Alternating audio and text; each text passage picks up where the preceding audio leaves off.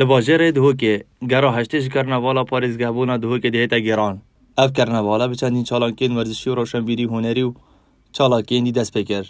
دوی کرنواله دا اجمارا کامازن اولاتیان بجدار بون و سرجم ریفبر و دام و دزگهن میری بجداری تدا کر. بجدار بویان به حسل کار و چالاکین خود کرد دوی کرنواله دا.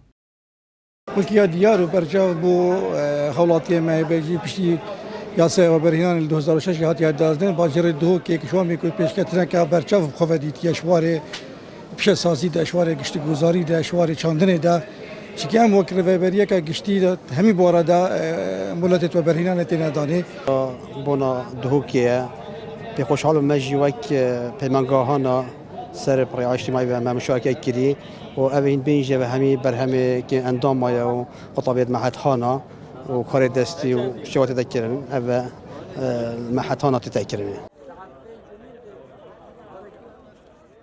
سبارت به گرینگیدان پارزگاه دهوکه ولاتی یک داده دیار کرن. پیدوی زدر گرینگی پارزگاه دهوکه بهت دان. هل كفتك بيروز على دماغ خلقي باجري دوكي وبحكم هندي تشكي باجري دوكي بشكاشري بو هر قرباني دانكي بر بارزگاه دوكي كافت تجبر بيت شانيجي ام حس كي بو هر بروجه كي بو هر خدمت گزاريه كي بارا بوتر تشاوي گشتي تشاوي حكومت كردستان دوكي بتراستي هر دیسان ورزشوانین بجدار بوی بحث لوی کرنواله دیکن. بله افریقا هل کفت روزه پارزگاه بنا دوکی یاریزانی پاسکلال یانه جدان عراق یانه جدان پارزگاه دوکی سراست عراق بشکداریت کن افریقا ما فردت امج بشکداریت کن في روزه پارزگاه بنا دوکی دا لدماهی جی ریوبر روشنبیری دی بیجید سالانه اف کرنواله دهتا گیران.